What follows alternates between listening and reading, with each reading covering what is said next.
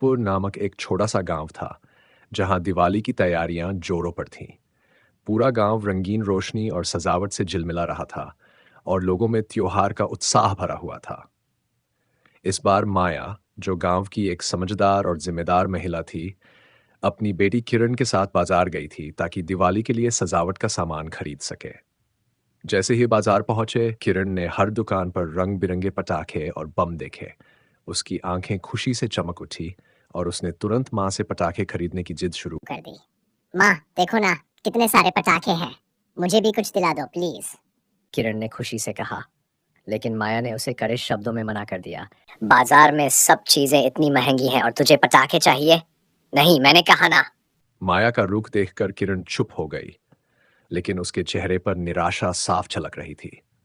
उसे अच्छा नहीं लग रहा था कि बाकी सभी बच्चे पटाखे चला सकते हैं, लेकिन उसे एक भी पटाखा नहीं मिला। घर लौटने पर वह उदास और मायूस हो गई। उसे लगा कि उसकी माँ ने उसकी खुशी का ध्यान नहीं रखा। किरण का मन बहुत दुखी था और वह अपने ही ख्यालों में खोई हुई थी। माँ की सख्त प्रतिक्रिया ने उसे चुप रहने पर मजबूर कर दिया था। कुछ देर बाद वह अकेली पास के एक पुराने पेड़ के नीचे जाकर बैठ गई, जहां उसे शांति मिलती थी। वहीं बैठकर वह अपने दिल का बोझ हल्का करने की कोशिश कर रही थी। तभी उसे महसूस हुआ कि कोई उसे घूर रहा है। उसने ऊपर देखा तो वहां एक रहस्यमयी औरत बैठी हुई थी। किरण घबरा गई, लेकिन उस औरत ने मुस्कुरा हुए कहा, तुम्हारे जैसा बच्चा ही तो मुझे चाहिए था। फिर उसने अपनी शक्ल बदल ली और एक सुंदर लड़की का रूप धारण कर लिया। अब वह किरण के पास आकर प्यार से पूछने लगी, क्या हुआ मेरी प्यारी बच्ची? तुम इतनी उदास क्यों हो? किरण ने दुख भरी आवाज में कहा, सब बच्चों के पास पटाखे हैं, लेकिन मेरी माँ ने मुझे एक भी पटाखा नहीं दिलाया। रहस्यमयी औरत ने उसे दिलासा देते हुए कहा, अरे, माँ ने पटाखे नहीं दिलाए तो क्या हुआ? मैं तुम्हें एक बहुत बड़ा अनार बम देती हूँ। किरण की आंखों में आश्चर्य और खुशी के मिश्रित भाव थे। उसे यकीन ही नहीं हो रहा था कि कोई उसके सपने को सच कर सकता है। उस औरत ने अपनी जादुई शक्तियों से एक बड़ा अनार बम किरण के हाथ में थमा दिया। किरण ने उत्साहित होकर कहा, दीदी, ये तो बहुत बड़ा है। आपको तो जादू भी आता है।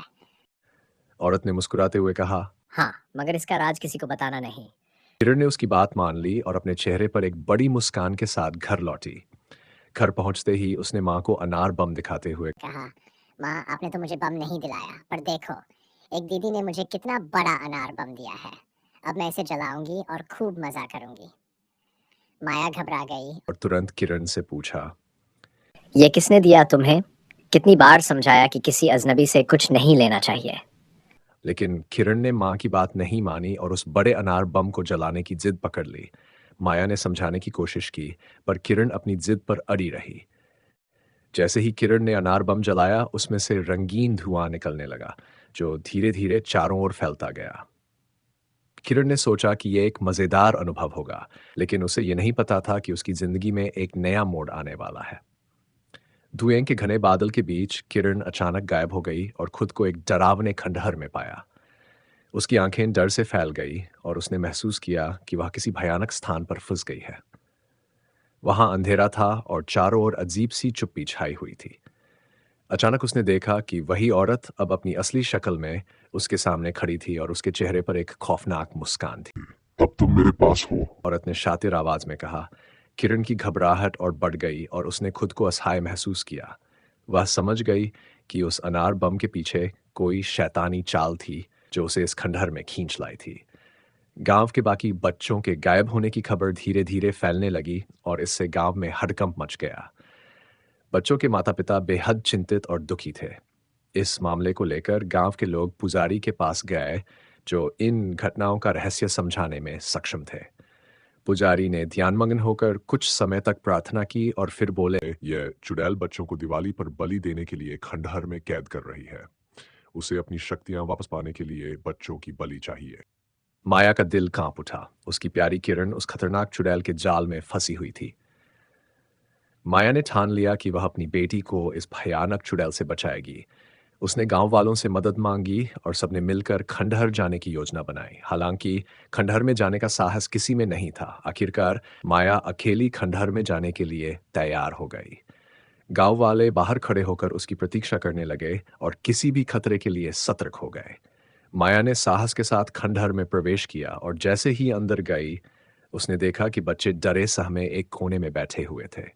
सभी के चेहरे पर भय और घबराहट थी। वह उन्हें देखकर भावुक हो गई और उन्हें सांत्वना देने के लिए कुछ कदम आगे बढ़ाई ही थी कि अचानक चुड़ैल उसके सामने आ गई। वह चुड़ैल अपने शैतानी देवता के सामने मंत्र पढ़ रही थी और उसे देखते ही उसकी आंखों में गुस्से की आग जल उठी। तेरी इतनी हिम्मत, तू मेरे खंडहर में आकर मेरी पूजा भंग करने की हिम्मत करती है। चुड़ैल ने गुस्से में चिल्लाते हुए माया का गला पकड़ लिया। माया ने पूरी हिम्मत जुटाई और उससे कहा, तेरी शक्तियां अब खत्म हो चुकी हैं और अब मैं तुझे समाप्त कर दूंगी। चुड़ैल हंसी और बोली, तू मुझसे जीतने का सपना देखती है। लेकिन माया ने चालाकी से चुड़ैल के बड़े अनार बम को जलाने की योजना बना ली। चुड़ैल ने गुस्से से माया को चेतावनी दी, लेकिन माया को अपने बच्चों की चिंता थी। उसने उस मौके का फायदा उठाया और चुड़ैल के बड़े अनार बम में आग लगा दी। जैसे ही अनार बम जलने लगा, चुड़ैल खुद भी जलने लगी। वह दर्द भरी आवाज में चिल्लाने लगी, माया, तूने मेरे साथ धोखा किया है। मैं तुझे कभी नहीं छोड़ूंगी। लेकिन माया ने अपनी हिम्मत से काम लिया और उसकी बातों पर ध्यान नहीं दिया। वह जानती थी कि चुड़ैल को खत्म करना जरूरी है ताकि गांव के बच्चे सुरक्षित हो सके। अनार बम के जलते ही उसमें से इतनी तेज फुहार निकली कि पूरा जंगल रोशनी से भर गया। चुड़ैल धुएं के साथ जलकर भस्म हो गई और उसकी शैतानी शक्तियां हमेशा के लिए खत्म हो गईं। माया ने गांव के सभी बच्चों को खंडहर से बाहर निकालकर सुरक्षित घर पहुंचा दिया। खंडहर के बाहर खड़े सभी गांव वालों ने माया को बच्चों के साथ सुरक्षित लौटते देखा तो उनकी खुशी का ठिकाना नहीं रहा। सभी ने उसकी बहादुरी की सराहना की और उसे इस जीत के बाद किरण ने अपनी मां के गले लगते हुए कहा, मां, आज के बाद मैं कभी भी किसी अजनबी से कुछ नहीं लूंगी।